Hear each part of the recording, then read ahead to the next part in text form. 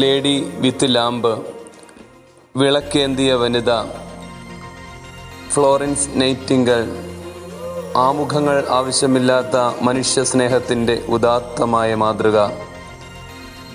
ഈ ഭൂമിയിലേക്ക് ജാതിയായിട്ട് 200 വർഷം തികയുന്ന ഈ 2020 സമാനതകളില്ലാതെ ലോകം നരകയാതന കഴിക്കുന്ന ഒരു സമയം കൂടിയാണെന്നുള്ളത് നമുക്കെല്ലാവർക്കും അറിയാവുന്നതാണല്ലോ. മെയ് മാസം തുടങ്ങുന്നത് തന്നെ എല്ലാ സർവ്വലോക തൊഴിലാളികളെയും ഓർമ്മിച്ചുകൊണ്ടാണല്ലോ. ആ മെയ് മാസത്തിൽ തന്നെ വളരെയേറെ പ്രധാനപ്പെട്ട ഒരു ദിവസമാണ് മെയ് മാസം 12-ാം തീയതി. ലോകത്തിലെ എല്ലാ ആതുര ശുശ്രൂഷ മേഖലയിലും സ്വയം സമർപ്പിച്ചിരിക്കുന്ന നേഴ്സുമാരുടെ ദിനമാണല്ലോ. ഒരുപക്ഷെ തങ്ങളുടെ വേദനകളും തങ്ങളുടെ ആശങ്കകളും തങ്ങളുടെ ദുരിതങ്ങളുമൊക്കെ ആ വെളുത്ത കുപ്പായത്തിനകത്ത് ഒളിപ്പിച്ച് മാലാഖ കണക്കെ പുഞ്ചിരി തൂകുന്ന നേഴ്സുമാരെ നമുക്കൊരിക്കലും മറക്കുവാൻ സാധിക്കത്തില്ല. ഒരുപക്ഷെ നമ്മുടെ ഭവനങ്ങളിൽ, നമ്മുടെ ഭവനത്തിൻ്റെ സമീപ വീടുകളിലൊക്കെ നമ്മുടെ എല്ലാ വേദനകളിലും ഓടി വരുന്ന ചെറിയ ഇഞ്ചക്ഷനായാലും, ഒരു ചെറിയ മുറിവുണ്ടാകുമ്പോൾ സാന്ത്വനമായാലും, അതുപോലെ തന്നെ പല പല കാര്യങ്ങളിൽ ഒരു അവസാന വാക്കായുമൊക്കെ ഓടി വരുന്ന എത്രയോ മാലാഖമാരെ നമുക്ക് കാണുവാൻ സാധിക്കും. അതുകൊണ്ടൊക്കെ ആകണം ഫ്രാൻസിസ് പോപ്പ് പറയുന്നുണ്ട്, അടുത്തുള്ള ഭവനങ്ങളിലെ വിശുദ്ധരെന്നൊക്കെ. കൊച്ചു കേരളത്തെ സംബന്ധിച്ചിടത്തോളം നമ്മുടെ ജീവിതങ്ങളിൽ പല കുടുംബങ്ങളും രക്ഷപ്പെട്ടത് നമ്മളുടെ കുഞ്ഞുമക്കൾ സ്വദേശത്തും വിദേശത്തുമായി ഒക്കെ പോയി തങ്ങളുടെ വേദനകൾക്ക് അപ്പുറമായിട്ട് ഉള്ള വലിയ അധ്വാനത്തിൽ ഏർപ്പെട്ടുകൊണ്ടാണെന്ന് ഓർത്തു പോവുകയാണ്. ഒരുപക്ഷെ മുറ്റത്തിൻ്റെ 2 അതിരുകൾക്കുള്ളിൽ മാത്രം ജീവിച്ചിരുന്ന പലരും കേരളത്തിന് വെളിയിലേക്ക് പോവുകയും അവിടെ നിന്ന് വളരെ ധൈര്യത്തോടുകൂടി യാത്രകൾ ചെയ്തുകൊണ്ട് ലോകത്തിൻ്റെ പല ഭാഗത്തേക്ക് ചെന്ന് ആതുര ശുശ്രൂഷ മേഖലകളിൽ തങ്ങളുടെ പ്രവർത്തനങ്ങൾ വ്യാപിപ്പിക്കുന്നു എന്നുള്ളത് വളരെ അഭിമാനിക്കത്തക്ക രീതിയാണെന്നുള്ളത് മറന്നു പോകരുത്.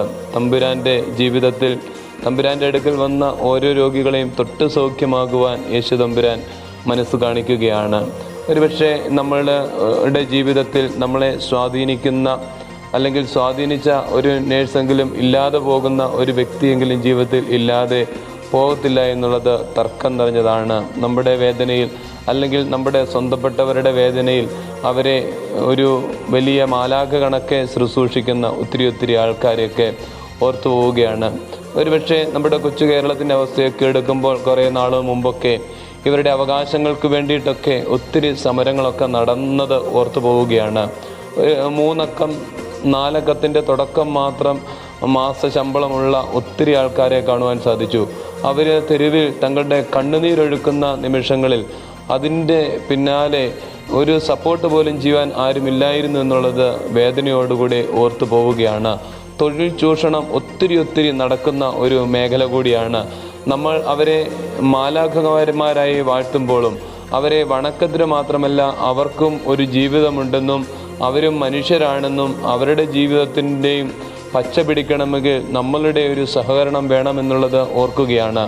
ഈ ദിവസങ്ങളിലൊക്കെ പത്രമാധ്യമങ്ങളൊക്കെ മാലാഖമാർ കണക്കെ അവരെ വാഴ്ത്തി സ്തുതിക്കുന്ന നിമിഷങ്ങളിലും അവരുടെ ഒരു വേദന വന്നപ്പോൾ ആരും അവരെ തിരിഞ്ഞു നോക്കിയില്ല എന്നുള്ളത് വേദനയോടുകൂടി ഓർത്തു പോവുകയാണ്. അതുകൊണ്ട് നമ്മുടെ ഓരോരുത്തരുടെയും ജീവിതത്തിൽ നമ്മൾ കണ്ടുമുട്ടുന്ന ഓരോ മാലാഖമാരിലും അവരും മനുഷ്യരാണ്, അവരുടെ ജീവിതത്തിലും ജീവനുണ്ടെന്ന് നമ്മൾ ഒരു തിരിച്ചറിവുണ്ടാകേണ്ടിയിരിക്കുന്നു. ഈ നാടിനു വേണ്ടി, ലോകത്തിനു വേണ്ടി തങ്ങളുടെ ജീവിതം തന്നെ വെച്ച് പ്രവർത്തിക്കുന്ന മാലാഖമാരെ പ്രത്യേകമായിട്ട് ഓർക്കുന്നു.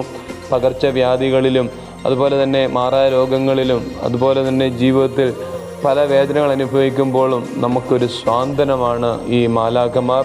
അവർക്ക് പ്രത്യേകമായിട്ടുള്ള ആദരവ് അർപ്പിക്കുന്നു. ദൈവം തമ്പുരാൻ അനുഗ്രഹിക്കട്ടെ.